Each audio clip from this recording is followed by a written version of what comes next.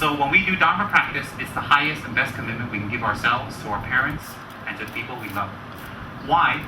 We totally change. We totally transform. Even if our parents are dead, we benefit them. It is said when we become a monk, it benefits 7 generations of our family. It has that kind of power. So what am I saying for you to become a monk? No, I'm telling you the power of karma, according to Lord Buddha. It's not made up by Tsem here. So we definitely have commitment. When you meet people who don't have commitment, you ask them, do you eat every day? Yeah, that's commitment. You want good food? Yes. And they make a lot of effort to get dressed up, fix their hair, fix their face, put on the right jewelry, fix their nails, fix their toes, fix everything.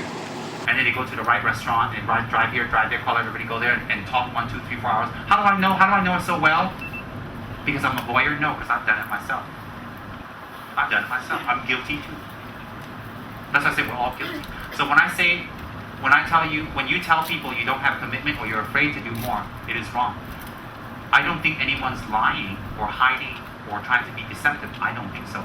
I think that we don't know our minds very well. I don't think that we know how our minds operate very well. So my antidote to this is to commit yourself. Commit yourself and allocate your time. Allocate your time towards spiritual practice, to reading, most important. There are so many fabulous books out there. Fabulous. There are so many fabulous authors out there. You pick the author that you like, you pick the author that fits your taste and fits your level and fits your thinking, and you read. Then you attend Dharma talk. And in between, Dharma is not when you're here and you're all sitting there all holy and wonderful and you have your mala and someone sitting like, that's not it. And then you're chanting, and then some of these people think they're Masita, they sit there like this, and they look at you, I have a bell, you don't. No, that's not. So, Dharma is when you're out of the temple. Dharma is when you're out. Some people are very respectful. They don't dare put Kuan Yin in the bedroom. Why they don't put it in the bedroom? Because maybe their feet's pointing, or maybe they sleep with their clothes not on, or maybe they're doing other things. So they're very afraid to put Kuan Yin in the bedroom. But you have to understand something. You in the bedroom is short time, but out of the bedroom is longer. When you're out of the bedroom, you should be more concerned what Kuan Yin sees. You think Kuan Yin can only see you through the picture? No picture Kuan Yin cannot see? You think no statue Kuan Yin cannot see? You think you don't have Buddha statue or Tsongkhapa statue cannot see? You think Buddha only, what's that? Like a telescope. I see you. And some people feel, if they put a smaller Buddha, less guilt, don't see you when you're having your fun. No. Actually, people think when they're meditating, they should be very good. When they're in the temple, they should be very good. And when they're in front of the altar, they should be very good. No. That's very easy to be good. There's nothing to do. Buddha's in front of you. What can you do? Nothing to do in front of the Buddha. Right? Nothing. Hi, Buddha. How are you? I'm fine. How are you? And the Buddha talks to you. Go see a psychiatrist. At our level, Buddha cannot talk to us. No. The only person that Buddha can talk to in this room, because it's a little off, is Sao Chen. A little bit. That one, when she tells you Buddha talks to her, you just say, oh, yes, Sao Chen. Yes. Because if you tell her what she wants, she'll give you checks. You know what kind of checks? She'll take you to eat, she'll give you a free drink. Nothing more. Nothing more. She won't give you anything more than that because she's very generous. Yes. Nothing more, but a free drink, a little yam chai, and then she'll tell you she sees Buddha, that, Tsongkhapa talks to her, and, Tsongkhapa advised her. You just say, yes, very good, wonderful. Then you get a free cup of tea and go home. Easy. Anything more, Sache won't give you. Trust me, I tried. Nothing more. That one, I tell you, got thicker safe than Fort Knox.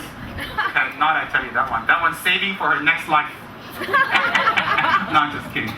Sachin's got this look, is always victimized me. I don't know how to, she has this look, her hair's like, she's always like, But when you say money, she's like, she always got this victim look. So Sachin's very easy to teach. In case you don't know who Sachin, she's our lady president, who's wonderful and fabulous and has committed 0.001% of her time to the Dharma. She's wonderful. Wonderful, I tell you. I've been working on it for years. I've been getting advice, and that's a tough cookie. That's one fortune cookie who won't open up. No, I'm just kidding. She's a wonderful lady. Wonderful. Anybody else, they would have walked out here already. Now, so when we have this type of fear and we can't commit, you're not a bad person. When I tease you that you spend time on hair and makeup and fun and clothes and car making money, you're not a bad person. Why? You're doing that to make yourself happy. You're doing that to make other people happy. That's the only way you know how to make yourself happy. To have nice hair, to look good, to have a nice apartment, nice car, then you have nice title, you have nice money, then you feel, you make you happy, make other people happy. So it's not bad. What you're trying to do is make yourself happy. My message is that it doesn't make you happy. It doesn't. Why? If you guys are all happy, you wouldn't be in this room. You'll all be in heaven, dancing around Lama Tsongkhapa. I don't know, somewhere you'll be very happy. I'm not saying you're unhappy, but your happiness doesn't last. It's like this. Up and down, up and down. So, when you listen to the Dharma, you must listen carefully. You must listen to the message. Not the style or the words, the message. When you listen to the Dharma, you must back it up by study. You must read. If you don't read and you just go for teachings once a month or once every 2 weeks, it will not be enough. Even in university, you go for lectures, you have to study before and after the lecture. It's very logical. Nobody hears Manjushri. Upon hearing, you memorize everything. I don't think so. If there is, raise your hand. I'll test you. I don't think so. Even I won't raise my hand. You should see me when I was in the monastery. I was the dumbest one in the class. No, I'm being humble. Sometimes you have to be humble, you know. That's all right. I'm thinking, what's that about? Now,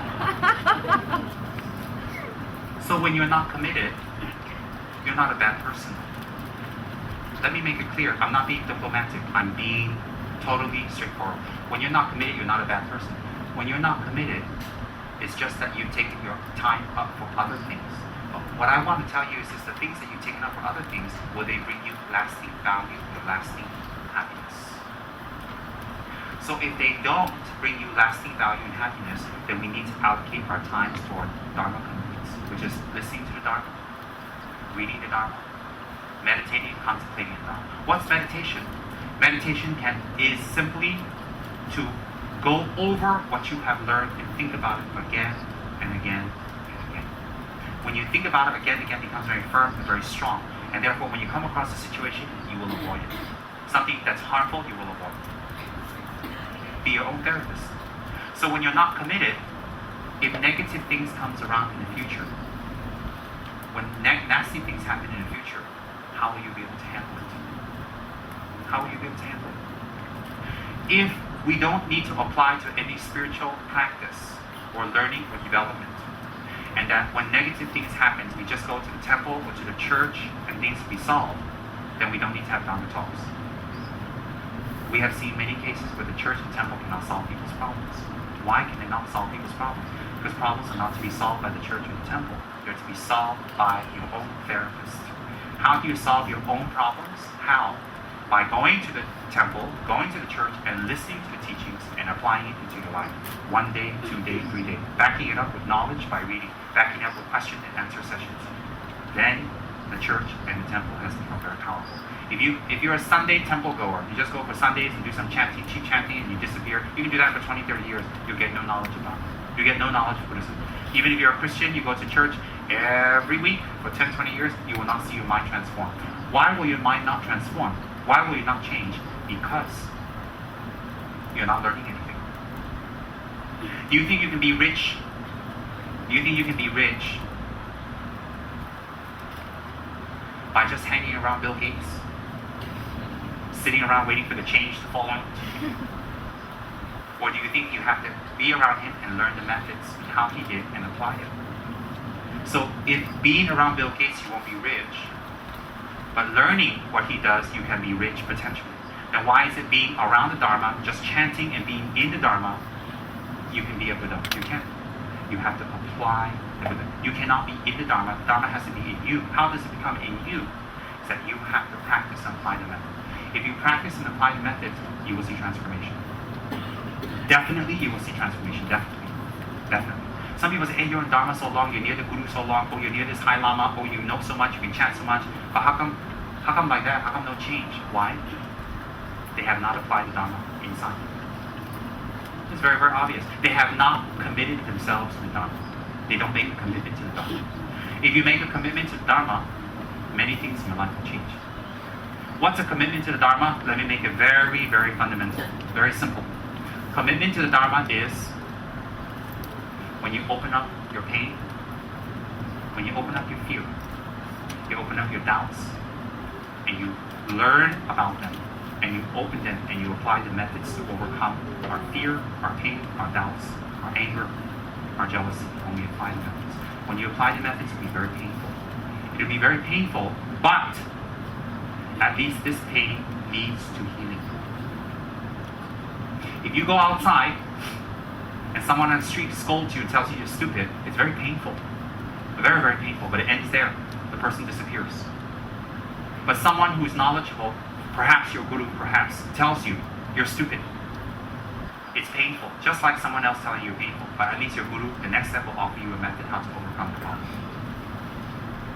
So when we run away from our guru, when we run away from our teacher, when we don't surrender to ourselves, it's very hard to get Dharma knowledge. And look, in the end, when we're about to die, what do we have left? A very powerful meditation we should do every single day is visualizing ourselves dying. Visualize ourselves being put into a coffin. Visualizing the people looking. Don't look at it, look from it. Look at yourself dying and your eyes closing and it becomes black. Visualize and feel. You cannot hear, you cannot taste, and you lose your mouth motory powers. You lose your power to speak. Visualize yourself, you cannot feel heat and cold anymore, and everything turns dark. Because that's what's going to happen actually. Buddha has given very specific teachings on the process of death. Very specific. That's what's going to happen. So visualize yourself dying. Your eyes going off, your ears going off, your feelings, heat, cold, no more. Visualize you cannot talk, saliva driving up, you cannot control your motor mouth anymore. Motor functions like your mouth and muscle. Visualize, you have to. It's scary, but you have to. Why? It will happen. It will happen. And it will happen soon for some of us. Very soon.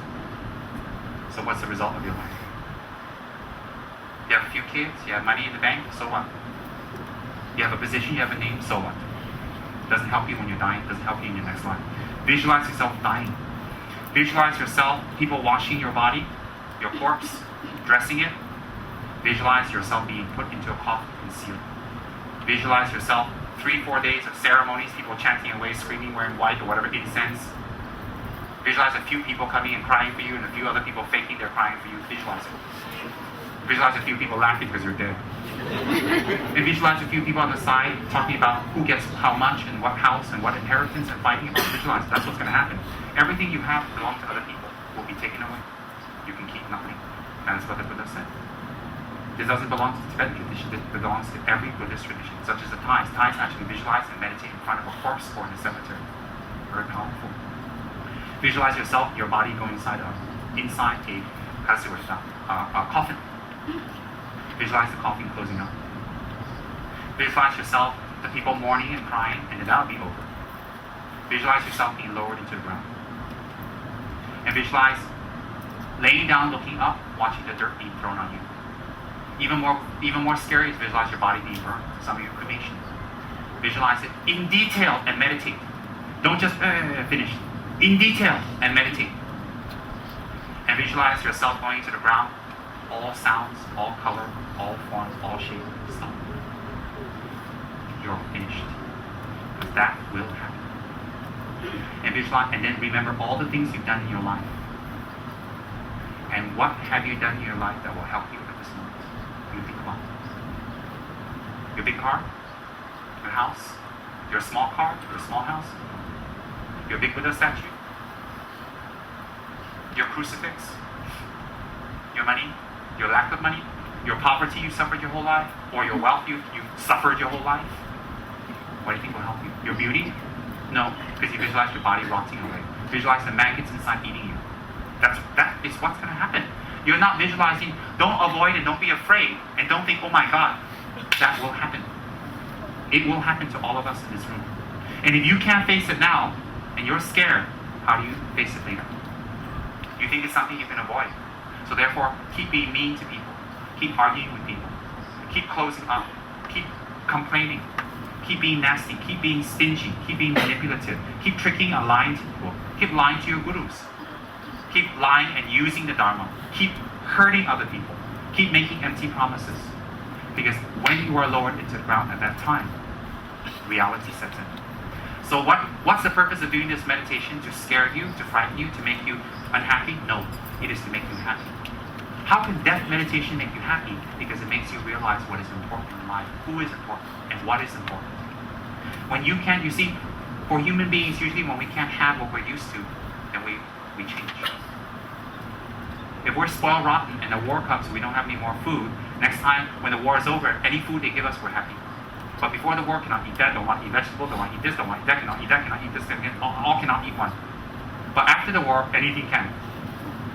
You give them some cow dung can.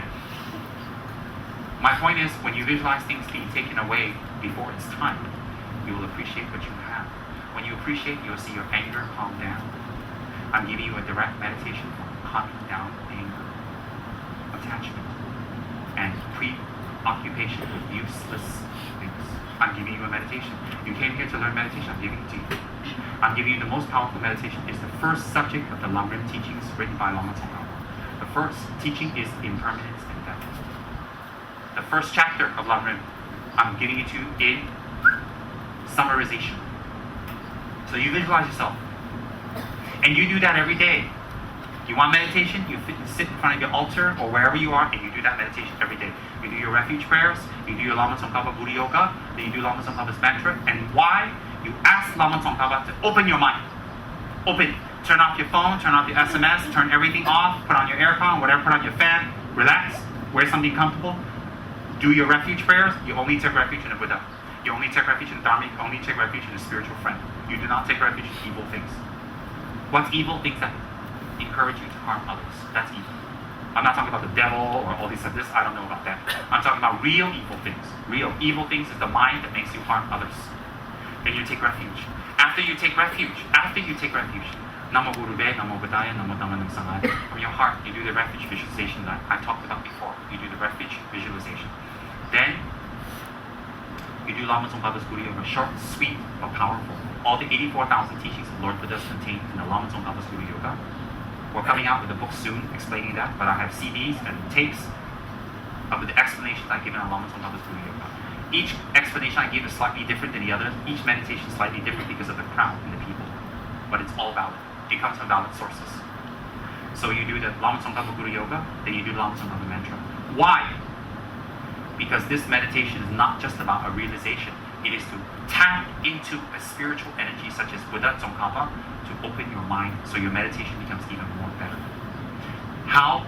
When you do prayers, listen carefully, my friends. When you do prayers and mantras to Lama Tsongkhapa or any Buddha, let's just use Lama Tsongkhapa, it opens your affinity. So affinity is there. Affinity is there. Potent, yet ready to open. Dormant. Dormant.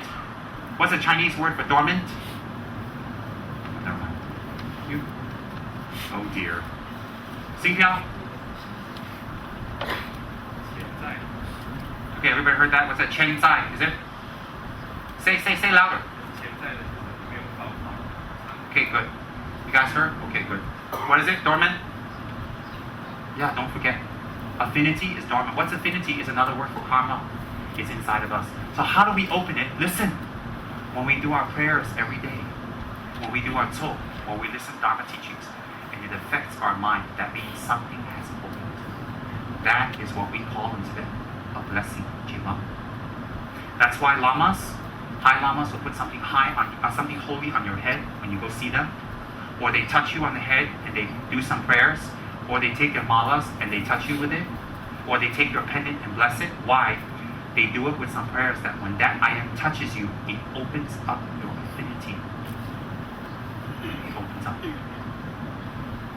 So how much we open up our affinity is how powerful our practice will be, because all of us has affinity. Affinity in Tibetan is, okay, I'm going to do a little far away, like bacha or imprints, karmic imprints from our previous life. You're here because you have an imprint. You've done some Dharma practice. You listen to the Dharma practice. You have some imprint from your previous life. So when we meet, when we talk, I'm opening it up. I, as a superior being, open up? No. No. How do I open it up? Because I'm telling you something that you have done before. So in your previous life, you prayed Tsongkhapa. When you see Tsongkhapa, you feel very happy. But if I explain things about Tsongkhapa to you, you practice, I opened it up for you. I opened it up as a supernatural being? No. I'm just like a teacher that gives you knowledge. It's something inside of you. So before, in our altars, we do offerings. We collect the merits in order to accomplish our meditations. Then we do Lama Tsongkhapa's Guru Yoga. And we do it from our heart. Don't run here and there for initiations. Don't run here and there for big ceremonies. Don't. You want to be big high lamas? Go and get blessing, no problem. Don't stay for initiations practice. I'll tell you why. Are you ready? Are you committed? Then, after you do that, Lama Tsongkhapa's Guru Yoga, to open your affinity, recite Lama Tsongkhapa's mantra. The medium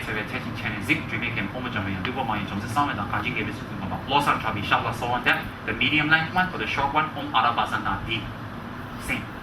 Why? When you recite that, it's invoking upon three energies: wisdom, skillful means, and compassion.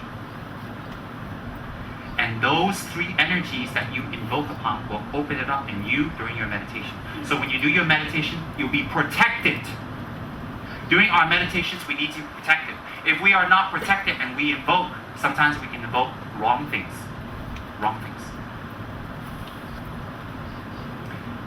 Then you're protected during your meditation. You're vulnerable. You're focusing in. Then when you're focusing in, when you do Lama Tsongkhapa's Miktema and you do what I just explained, visualize yourself dying, the process of death, the effect it has, the fighting it causes, the happiness it causes, or the neutral feeling it causes, and visualize yourself being lowered into the ground and thinking very strongly, what matters now? What matters now?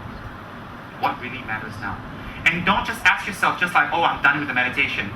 Ask yourself, what matters now? And you do that meditation and you visualize yourself being lowered into the ground and being covered. No more light, no more sounds, no more arguments, no more children, no more friends, no more husband, no more wife. Let me tell you, my friends, that will happen to you and me. And when we visualize that, we will sweat, we will be scared, we will become anxious, and then we turn the fear around into, now what shall I do before that happens? The next time you want to argue, you keep quiet. Because it doesn't matter anymore when you're going to die. The next time you want to be right, you let the other person win. The next time you want to use sneaky business tactics to trick people out of their money, you stop.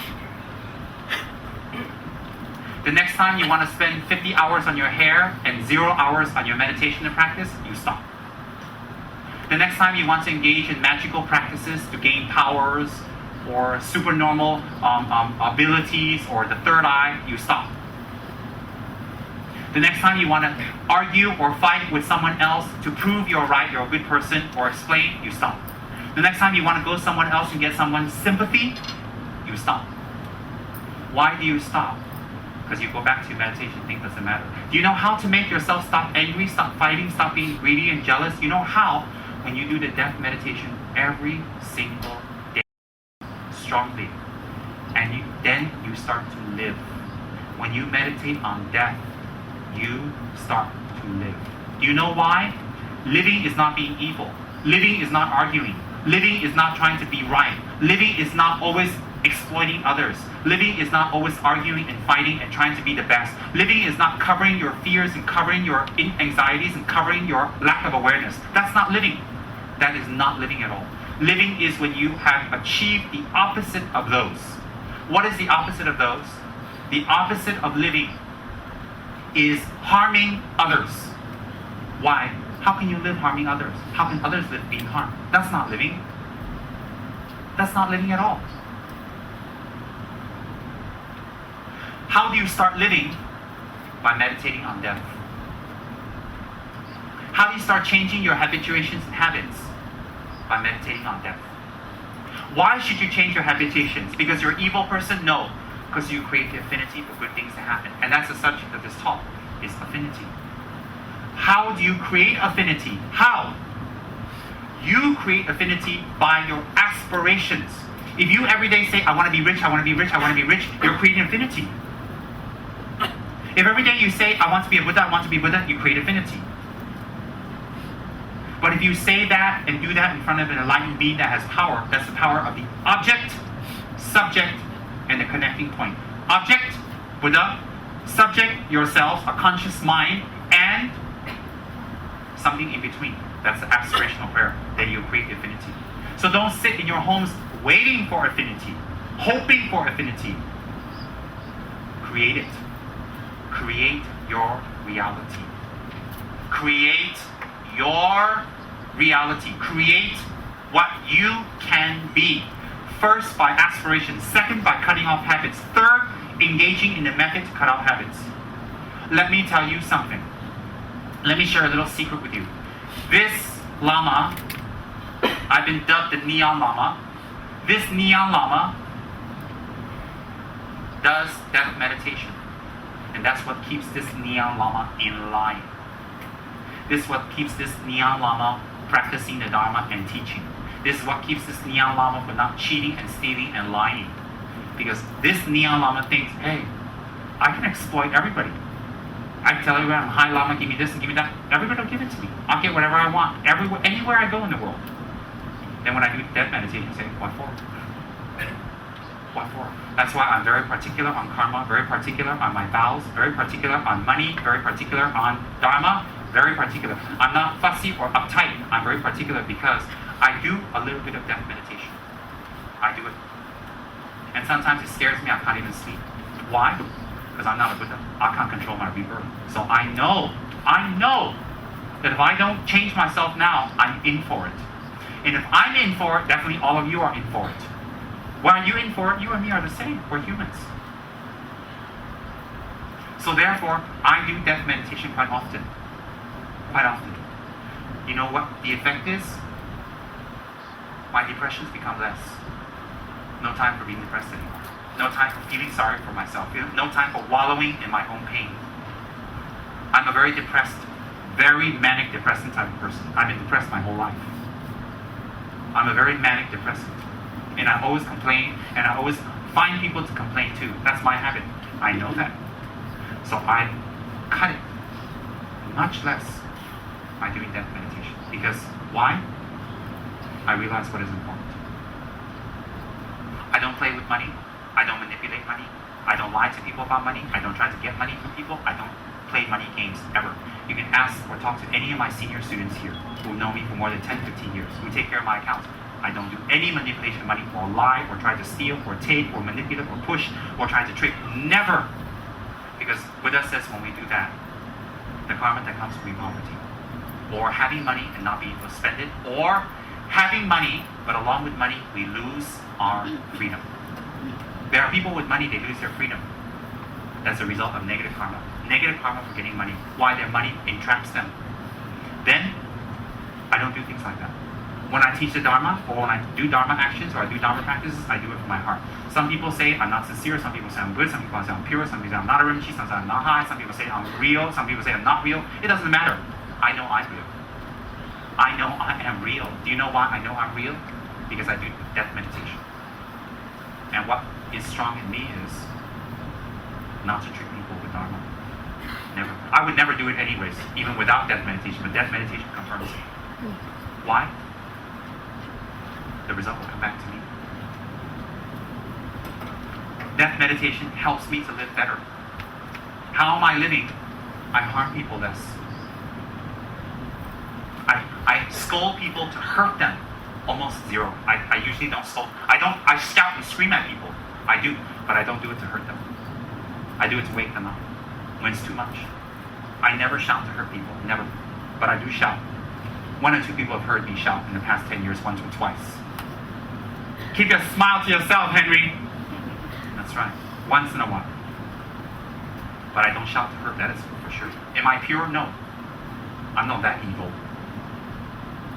And I definitely,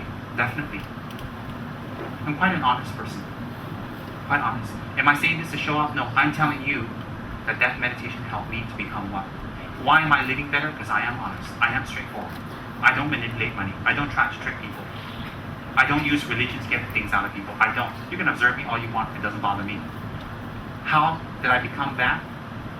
By death meditation. And that's why I'm living much better than I was before. Much better.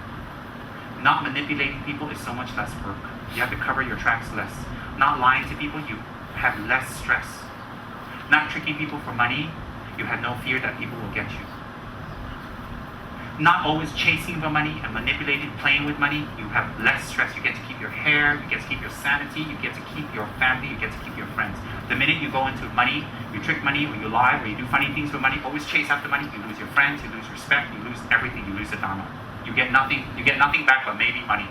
That's it. So when you die, they stitch you a funeral clothes for money. That's going to be interesting. So my point is, what is? I don't do these kind of things because I'm holy? No. Because I'm a high Rinpoche? No. Neither of those. Because I have done some death meditation in the last 20 years, since I was a young child. And it's put my perspective straight. Just now, for some of you intelligent people out there, ladies and gentlemen, when I talked about death meditation, I saw you notice. When I described it in intimate detail, I saw you guys actually fuck up. And I'm very happy to see that.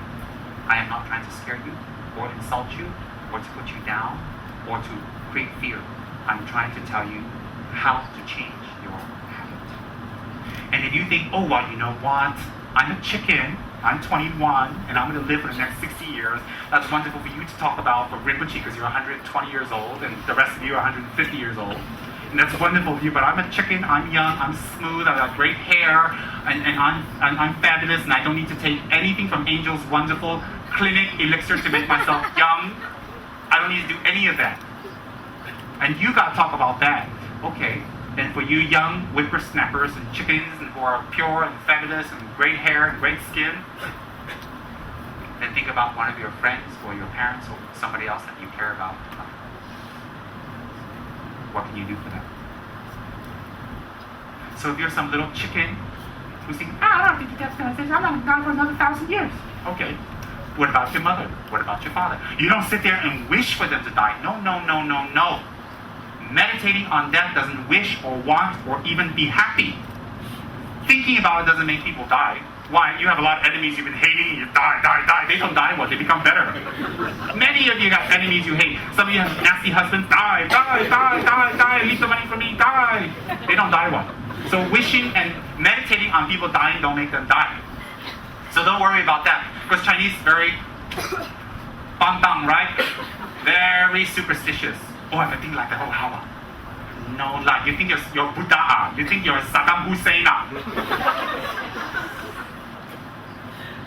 Saddam Hussein last time think that people died because he's got henchmen. You know, he's just, that's it. But you're not Saddam Hussein, what? So what's my point? Thinking about it, don't be so superstitious or scared. No. It makes you wake up. So if you're some chicken and you're young and you're going to live 20,000 years from now and you think you don't need to think about that, think about people who are going to die around you. I know some of you are thinking, tonight I'll meditate, Rinpoche's going to die. I know there's some people out there who's thinking, let me meditate on that Tsem Rinpoche dropping dead. I know. But it's okay. Because when I'm gone, you're going to miss me. You always miss what you hate, you know that. You're going to miss me, I tell you. I'm going to be in your dreams. You're going to dream about me every night, teaching you the Dharma and telling you that you should meditate on death. And if I happen to be a high Rinpoche, then I'll travel to your dreams in my astral body. So you sit there dreaming about, counting money on the beach. Oh, that's Sao Chen. Okay, you're sitting there dreaming that you're on the beach and having, a nice a lady there, dancing in a grass skirt. And for some of you, a nice man there dancing in a grass skirt. I don't know what you like.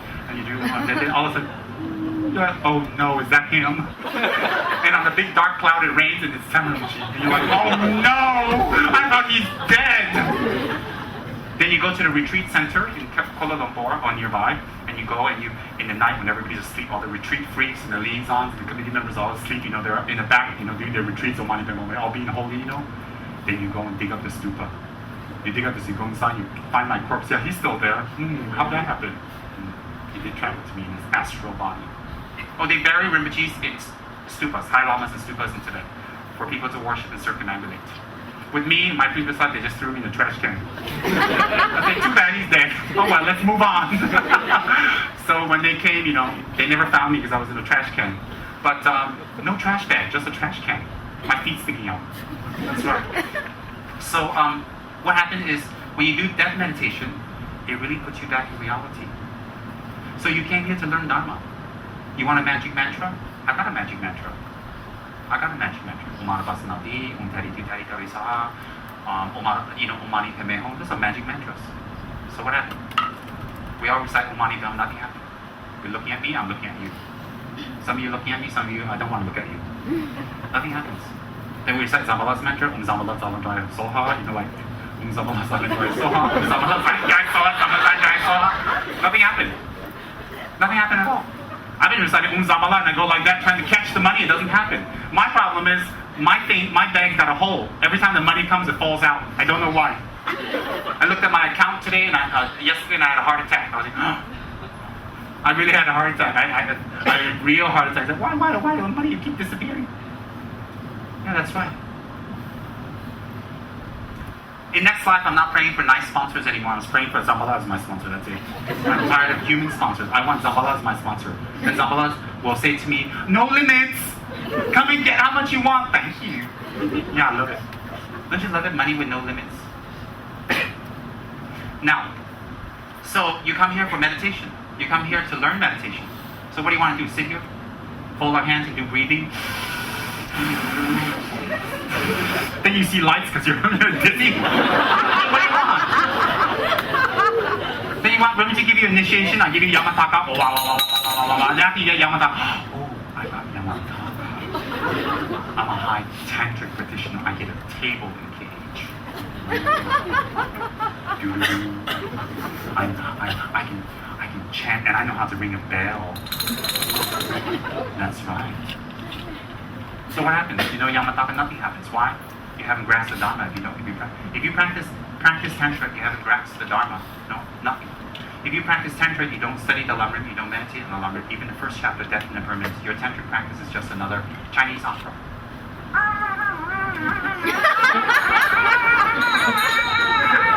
It's another tired Chinese opera. No Beijing, no Cantonese opera. This one is guitar opera.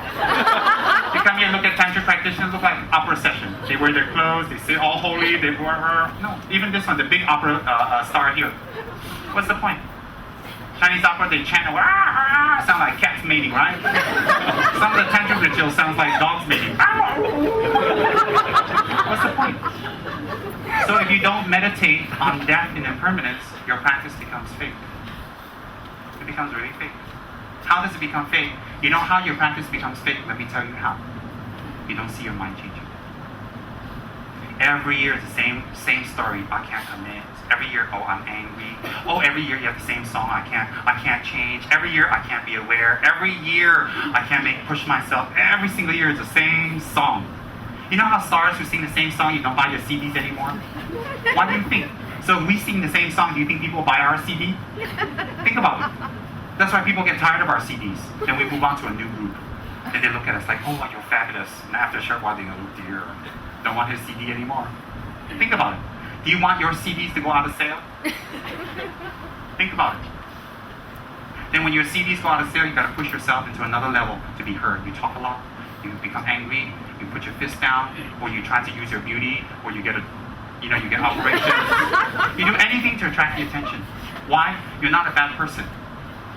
You know that your CDs not selling anymore. So you got to try methods. You got to try other methods. You want to reach that level, nobody wants to buy your CD. And that's what happens with all of us. So, when we do death meditation, it's the first subject, the first chapter of the Holy Lamrim teachings. The first chapter and the first subject. Lamrim is Stages of Path to Enlightenment. Originally written by Atisha.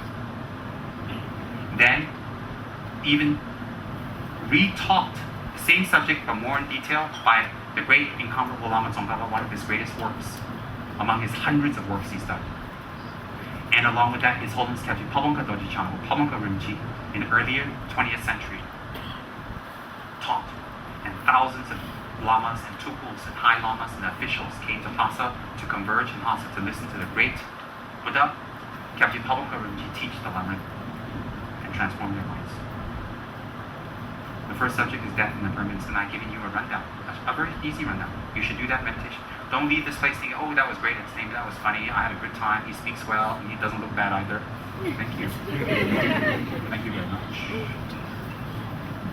Don't think you can get your way with me by telling me sweet words. Do I look like I can be swayed by sweet words? That's right. So, what I described to you just now, you should do. So, what's your practice every day? For people who don't have a practice, for newbies or new people, every day you should make offerings on the altar. Simple, grand, extensive. How much you want back, how much you offer up to you. So next life, you want to be born in Sahara Desert, finding water once a year, then you offer one teeny cup of water to what you love. So in next life, you want to be born with a big house, big car, a lot of water, a lot of food, and fabulous clothes, and great body, then you offer silver bowls, big, huge, to put everything. Then you want to be sneaky, you don't have money, but you have big car, big house, big girlfriend, everything big. But you buy stainless steel. Oh, I don't have money, how on? Next time also. Next time people wave money at you, you do what I say, you get this, you do what they say, you get it, but then you don't get to spend it because you can't do what you want. See? You're trapped. You're trapped. So how much you offer, how much you get back. Make affinity. Chinese believe in affinity. Other people believe in affinity, I think. I believe in affinity. I make offerings every day because in my next life, I'm going to be swimming in it, snorkeling in it. That's right, no more of this. You're going to be swimming in it. And I can use it to benefit other people tremendously. People like the Dalai Lama open their mouth, they raise millions of dollars. What do? They turn around and help other people. That's what I want to do. I want to open my mouth and raise more than $1,000. Thank you very much. So, every day, take refuge in the Buddha from your heart. Afterwards, make offerings, take refuge in the Buddha. Do Lama Tsongkhapa's Guru Yoga. Wonderful. Wonderful for every state of mind that you have. You want an easy practice? No complications? No danger? Some meditation you do wrong, you can go crazy. Really. You walk in like this, you walk out. Have some meditations like that. That's why you need a guru to teach you correctly. Alright? But this meditation, no danger at all. It's very beneficial. So you can do a very simple meditation. So everybody say, who's my Yidam? Who's my Yidam? Who's my Yidam? Is a new catchword now. Who's my Yidam? Who's going to be my meditation deity? Who's the special Buddha I have? Lama Tsongkhapa. Why Lama Tsongkhapa? It's perfect for us. We're lazy. We got a lot of mental problems. We're always upset. We're always angry. We're greedy. We want more things. Lama Tsongkhapa. You look at Lama Tsongkhapa, very gentle, very nice. Even in China, you go to Youre Temple, the Emperor Qinglong's temple, you go there. The main Buddha there is Lama Tsongkhapa. You go to Beijing now, I went there. You can see, we have books here, you can look at the outlets. Qinglong, the Emperor of China's main Yidam, is Lama Tsongkhapa. You go to the south, Lama Tsongkhapa. You go to Wudaisan, you see Lama Tsongkhapa there in China. Lama Tsongkhapa's practice is very famous in China. You guys don't know why? Because your father was a farmer who didn't read, who came over on a boat to Straits of Malacca, then you work here, and you work very hard, you become rich, and you think you're somebody that, oh, I'm rich. Of course you don't know. Somewhere the emperor don't want to let you pray to what he prayed to because you're not the emperor, so it's like, no face. You know this Chinese face thing, I get confused. That's right. What the emperor prays to, other people cannot pray to, otherwise, it's not special now here. Never mind. You go Youre Temple is very big in Beijing, I went. Huge complex, huge temple. You should go. Next time you go on a trip, please go to Beijing. A few hours away. Don't go to some tired island. Don't go to some tired mountain and go skiing and break your face. Don't go all these weird places. Don't go to someplace else, lay on the beach and get skin cancer. Forget it. Don't go down to Australia. Don't go to America. Don't go to London. In London, there's nobody there who's London. Everybody's from the Middle East already. I went there. I didn't see any London people. I saw all Middle Eastern people. There's nothing wrong, but anyways. Don't go to Canada, there's nothing there, just Smokey the Bear, just smoking them. Go to Beijing. Fly there and make sure someone speaks Mandarin, because if you don't, they'll take you on a ride. You'll end up in, Shanghai. There for dinner, they charge you 1,000 yuan. I'm like, what? go there and go to Yong Hebong Temple. You can ask Sing Piao. Sing Piao is our sound guy there. He knows where it is. And see the Lama Tsongkhapa there. It's beautiful. Hundreds of years old, made in China. So this practice is something for China. Not all of you Chinese. I'm not Chinese, you're not Chinese. I'm trying to convince the Chinese crowd here. I don't have to be convinced. So, Tsongkhapa is not a Tibetan Buddha, it's a Buddha. So when you do Tsongkhapa's practice, it's very, very powerful for arresting immediately depression, unhappiness, a sense of senselessness, a sense of loneliness. Unless your teachers assign you something special, something for you. Do Lama Tsongkhapa. Who's your Ida? Lama Tsongkhapa. What practice? Lama Tsongkhapa. What Buriyo? Why? It's effective, it's easy, it's short, but it's very powerful. How wonderful. What statue should we give? Lama Tsongkhapa. What offering should we make? Lama Tsongkhapa. What about my Kuan Yin? Put Kuan Yin next to it, they can share. No problem. What do you think? Tsongkhapa's like, can I have a Kuan Yin? No! You think like that, Kuan Yin's so bad. In front, she's like, and behind she's like, no, Tsongkhapa, you can't drink my water. No, she's not like that. And who, where, what?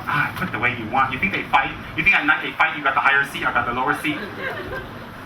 Kuan Yin will date Lama Tsongkhapa at night, don't worry. All these silly questions like, don't worry, Buddhas never fight, Buddhas have no revenge, and Buddhas will share. Even got one drop of water, they'll fight. You have a Kuan Yin, Tsongkhapa said, no, you have it, you have it, you have it, you have it, you have it, you have it. And by the time they finish arguing in the morning, you change the water. Oh no, now who has it? They're very compassionate. Very, very nice. Very good. Don't worry about that, huh? Don't worry. Because I have a lot of Chinese people ask me, how at home I got Kuan Yin. I got some intelligent young people asking me that I won't tell you who. How I got Kuan Yin, I put Tsongkhapa, how put them on the roof. What do you think? Together, no problem. Together. How big the statue, the bigger the better. Why? Big car, big girlfriend, big boyfriend, big wallet, big money, big bank account, big statue. See, you match. Sometimes everything big and some statue so small. You see your graph chart. You know, like everything's like la la la la la la statue la, and then car la. No, cannot be. Everything has to be big. You want big? Everything must be big. Big, big, big, big, big. Small statue, bad luck. Big statue, good luck. New pantang. New pantang, new superstition from Malaysia, okay? New. I want this to become mass consciousness. Small statue, bad luck. Big statue, big luck. No statue, no luck. That's good, huh? Yeah. New superstition, new pantang from Malaysia. Malaysians love superstitions. Add another one up. You see statue in the back right now, oh my god, no statue, no luck. Big statue, big luck. Small statue, no luck. Like, oh dear. Yeah. She's very scared of no luck. The first time Xiaoqian met me, she said to me, how do I make money? My business not doing well. Something like that. Oh no, she asked me about changing to another business because it's not making enough money. Something about money, I got confused.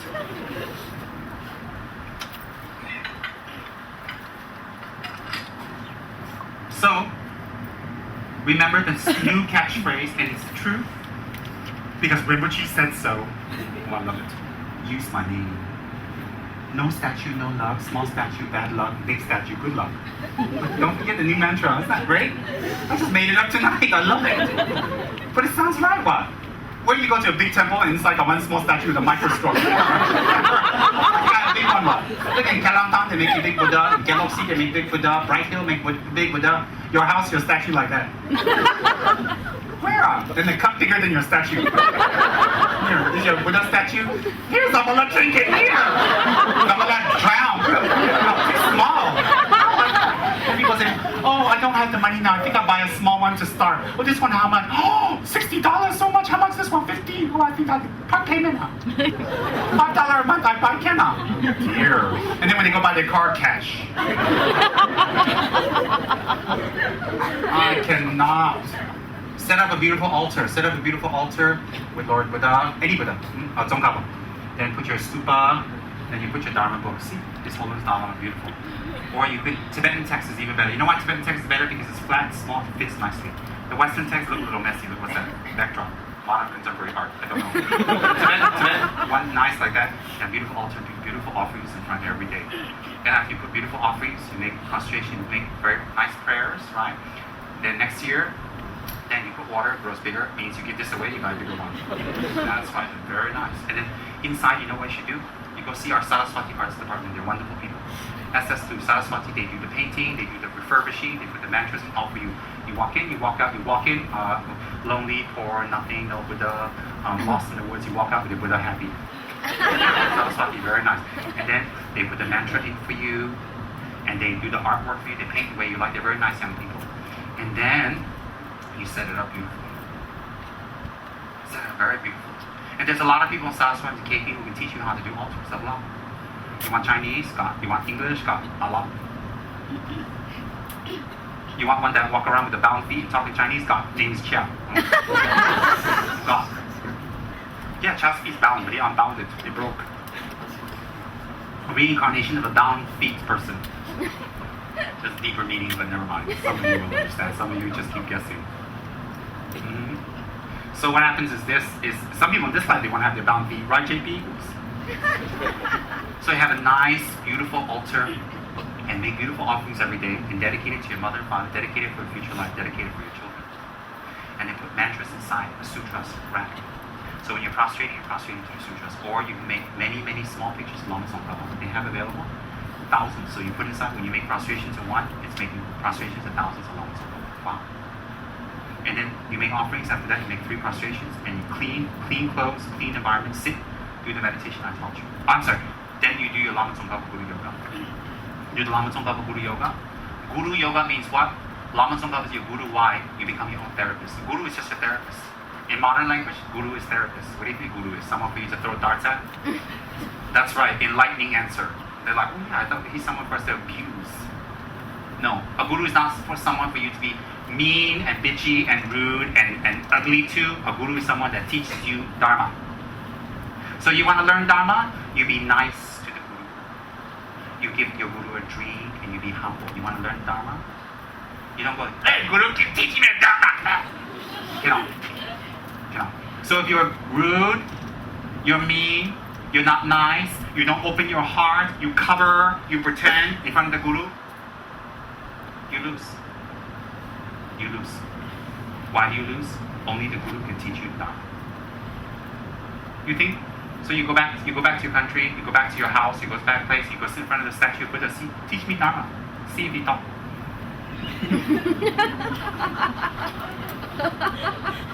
No. So you think you have a statue of Buddha, statue of Vajrayogini, statue of Tsongkhapa at home, you don't need the guru.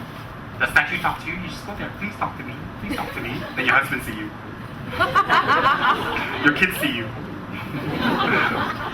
And after a while, they actually talk and you go, ooh, why are they talking to me now? Then you think the statue can talk to you? Then you read the Dharma book. You know, many people read the Dharma book once in a while. Have you seen people read Dharma book? Let me show you how people read Dharma book.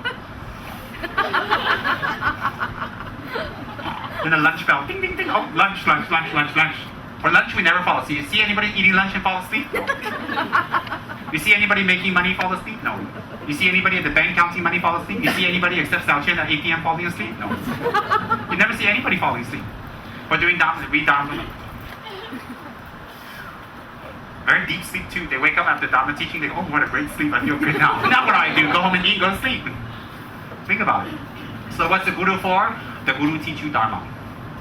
Guru not for abuse. Guru not ATM machine to lend you money. Guru is not for someone for you to throw all your garbage at. The guru is not for someone for you to abuse.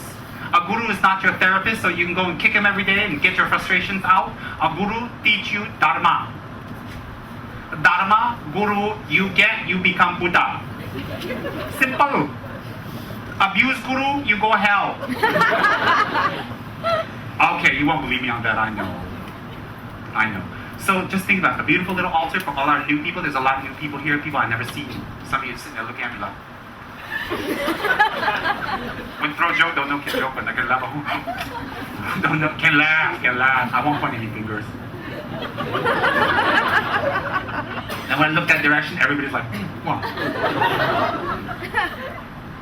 Tsongkhapa's laughing, did you hear that? Oh, it's not Tsongkhapa, it's why me? I thought Tsongkhapa's laughing, I think, oh, lucky us, Tsongkhapa laughs. And you, no, just kidding.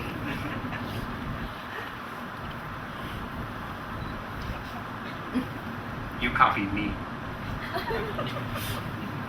Now, for new people, set up a beautiful altar. As grand as possible, as wonderful as possible. As ornate as possible. Don't be a cheapskate when it comes to your altar. And then every day make offerings to the altar. Create the affinity to get good things back. Create the affinity. Then after you make offerings on your altar, make 3 3 prostrations, and sit down and do Lama Tsongkhapa's Guru Yoga. Do it for your wife. Do it for your husband. Do it for your children. Do it for your beautiful mother and father. Remember, Buddhism creates harmony. Buddhism brings the family together. You know why Buddhism brings the family together? Let me tell you why. Because it teaches respect. It teaches respect. Buddhism is the most peaceful religion in the world. No wars, no havoc, no nothing in the name of Buddhism ever in its history. Nothing. No forced conversions, no violence, nothing. Buddhism is the most peaceful religion. It's the only religion that can boast it's never created war in its name or in the name of Buddha. Never. You never hear Buddhism associated with any type of violence in the world. Never. It's associated with peace, calm, finding yourself, introspection, harmony. It's associated with that. Even in the West, in America, where I'm from, I've been there for many years. People put Buddha statues in their gardens, whatever, and they're not Buddhist. When you ask them why, they say, oh, because it gives a sense of peace and balance in the place. Even the Buddha image has that kind of balance. That's right. So you have a beautiful altar. Then you sit in front and do the then you do Lama Tsongkhapa's Guru Yoga. You don't need to do a lot of prayers, do a lot of mantras. And if lamas and teachers and rinpoches at your stage right now, I'm giving you general teachings. I cannot judge everybody, but I'm giving you general explanation. Don't go for initiations, don't go for rituals. Don't. Why? You can't commit. When you go for teachings, when you go for rituals and initiations with rituals or initiations full stop or empowerments, you have to take vows. You have to take the bodhisattva vows, and you have to take, in some cases, the higher initiations, the tantric vows. It's very dangerous. Why? If you break those vows, you go backwards. It's very bad. Then some people here is thinking, why God like that? God. In the Chinese tradition, you go to Kuan Yin temple, you say, oh, I want my friends to become healed, I want my mother to become healed, I don't eat beef anymore. You got vow. Then if you eat beef, what happens? You break your promise. You also have that tradition, so don't say, oh, you Tibetans are so complicated. No. No, not at all. Not at all. So therefore, don't go for initiations. Don't go for teachings. Go only for teachings and listen and absorb. And when you understand what initiations are, when you understand what the vows are, you take initiation. Otherwise, it's not helpful at all. Not helpful. So what happens is, then you have a simple altar. You have a simple karasurta. In front of you, cushion. You do Lama Tsongkhapa's Guru Yoga. You do Lama Tsongkhapa's mantra. Do it well. Come to the center and learn. Come to KP and learn. We have many friends in KP who can teach you. KP is not like the other outlets. KP is Kitchara Paradise and SS2. There's a lot of friends here who's very happy to teach Dharma or share with you. They're very nice people. Very sincere. Come to KH and learn. In KH, there's some madam here, some lady about 120 years old who drags her feet, walks around. She can help you a little bit. Yes, I won't give you any names, but anyway, you know who she is when she drags her feet. She's not dragging her feet because she's 120. She's dragging her feet because she's 121. No, I'm just kidding. So you can learn. And then after you do Lama Tsongkhapa's mantra, you should at least twice a year. It's very important. Do retreat. You should do the retreat of Lama Tsongkhapa. You should achieve 100,000 mantras minimum. Very important before the time of death. Very, very important. What can you take with you? What can you take with you at the time of death? What have you done in your life that's going to help you at the time of death? Why do we always talk about death? Because it wakes us up. Then you do the death meditation. Just like what I described to you earlier, you do the death meditation. You do it well, you do it very strong. You do it till it moves you. And then when you do it well, I guarantee you will see yourselves transform and change. You will see yourselves transform and change. You will see. You will see your old habits change. You will see your tight mind change. You will see your anger become less. And you'll forgive people. And you'll get a lot better. And you know what? Even people who created you harm and problems, you'll let go more. You'll find yourself complaining less. Do you know why? You know what's the benefit of complaining less? You suffer less. When you complain less, you suffer less. And isn't this what it's about, spiritual practice, is to make us suffer less? That's what it's all about. And they say, oh, I'm a Gelugpa Lama. I'm a Gelugpa lineage. I say to you, what difference does it make? What I'm teaching you is the Dharma. They say to you, I'm a Tibetan Lama. I'm a Tibetan teacher. What difference does it make to you if I'm Tibetan or whatever country I'm from, Thai or Chinese or Mayan or Zen Buddhism? I'm teaching you the Dharma. They say to you, hey, this Lama got hair, so maybe I'll grow it down to my backside. I'm teaching you the Dharma. It doesn't matter what I look like. It doesn't matter what lineage I am. It doesn't matter what monastery I'm from. It doesn't matter. As long as my knowledge is valid and I'm teaching you something that touches your heart. How does it touch your heart? You say yes. That makes sense. Then practice. Time is short. Practice. And after you finish your meditations, you will see your transform. You will see them. And attend Dharma talks, please. Attend Dharma talks. Why? Because I want a big crowd. Trust me. You can ask any of my older friends and students. I'm not into big crowds. I run. Because I'm here for a purpose to spread the Dharma. So I make the time to be here. You make the time to be here. Then we share something beautiful together. We chant a little. We do a little prayers.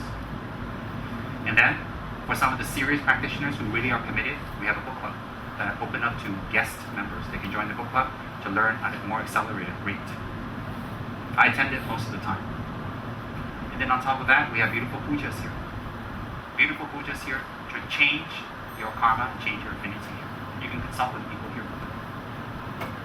Okay, that's give you a little introductory talk.